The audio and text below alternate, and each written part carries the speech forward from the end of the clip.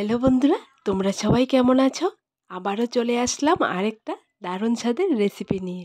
আশা করি আজকের রেসিপিটা তোমাদের কাছে খুব ভালো লাগবে। আজকে আমি তোমাদের জন্য নিয়ে আসলাম নারকেলের বরফি বা নারকেলের লাড্ডু। এখানে আমি বরফি স্টাইলে করেছি, তাই আমি এর নাম দিয়েছি নারকেলের বরফি। এই নারকেলের বরফিটা আমি চালের গুঁড়া, নারকেল আর গুড় দিয়ে তৈরি করে তোমাদেরকে দেখাবো একদম সিম্পলভাবে। খেতে ভীষণ ভীষণ স্বাদের একটা রেসিপি। তাহলে চলো শুরু করা যাক। প্রথমে আমি এখানে নিয়ে নিলাম বড় সাইজের একটা নারকেল কুড়া। নারকেলটা এতটাই বড় ছিল, অনেকটাই হয়েছে কুড়ানোর পর। এবার আমি নারকেল কুড়াটা একটা শুকনো কড়াইয়ের মধ্যে ভেজে নেব। এখানে কোনো প্রকার তেল ঘি দেব না, এমনিতেই শুকনো শুকনো ভেজে নেব। নারকেল কুড়াটাকে ঝরঝরা করার জন্য এখানে নারকেল কুড়াটাকে 5 থেকে 7 মিনিটের মতো হালকা আঁচে নেড়ে নেড়ে ভেজে নিলাম। দেখো কতটা ঝরঝরা হয়ে গেছে। আর এইবার এখানে আমি নিয়ে নিলাম 100 গ্রাম সেদ্ধ করা চাল। চালটা আগে ভেজে আমি গুঁড়ো করেছি। চালের গুঁড়োটা আমি হাফ ভাঙা করেছি।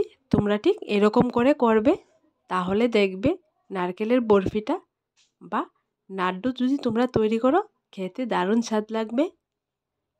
এইবার আমি এই হাফ ভাঙা চালের গুঁড়োটা নারকেলের সঙ্গে দিয়ে দেব, দিয়ে আরেকটুখানি নেড়ে নেব।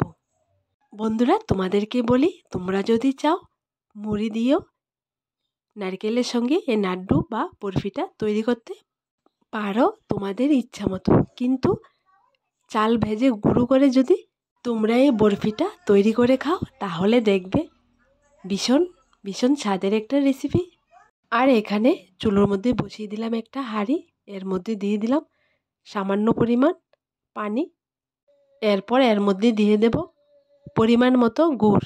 এখানে গুড় দিয়ে আমি বরফি বা লাড্ডুটা তৈরি করব, তাই আমি গুড়টা আগে এখানে শিরা তৈরি করে নেব। দেখো বন্ধুরা, গুড়ের শিরাটা একদমই রেডি।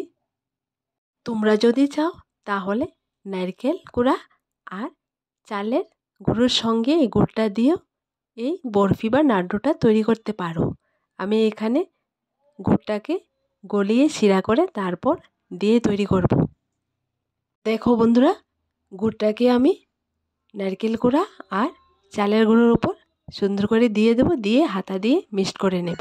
গুড়ের শিরাটা গরম অবস্থায় নারকেলের উপর দিয়ে ভালো করে মিক্সড করে নিতে হবে, না হয় পরে জমে গেলে আর বরফি বা লাড্ডুটা ভালো হবে না।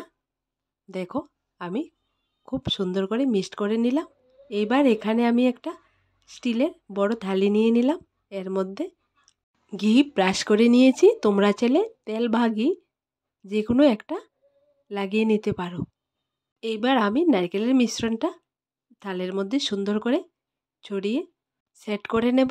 কারণ এখানে আমি গোল করে লাড্ডু করব না, বরফি স্টাইলে কাটবো, তাই আমি থালের মধ্যে সুন্দর করে সেট করে নিয়ে নিলাম। তোমরা হাতে একটুখানি তেল বা ঘি লাগিয়ে ভালো করে থালের চারপাশটা চেপে চেপে দেবে, তাহলে দেখবে যখন কাটবে সুন্দর করে কাটা হয়ে যাবে, আর না হয় ভেঙে যাবে, সুন্দর হবে না কাটাটা।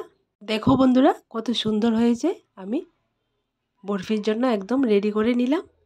এবার একটা ছুরি দিয়ে একই সাইজ করে কেটে নেব। তোমাদেরকে বলি বন্ধুরা, তোমরা যখন থালের মধ্যে নারকেলটাকে সেট করবে তখন গরম অবস্থায় একটা ছুরি দিয়ে কেটে রাখবে, না হয় যখন ঠান্ডা হয়ে যাবে এরপর আর কাটা যাবে না, শক্ত হয়ে যাবে। দেখো বন্ধুরা, আমি সুন্দর করে বরফির সাইজে কেটে নিলাম। এবার কিছুক্ষণের জন্য রেখে দেব। যখন একটু ঠান্ডা হয়ে যাবে তখন বরফির টুকরোগুলো থাল থেকে উঠিয়ে একটা প্লেটে নিয়ে নেব।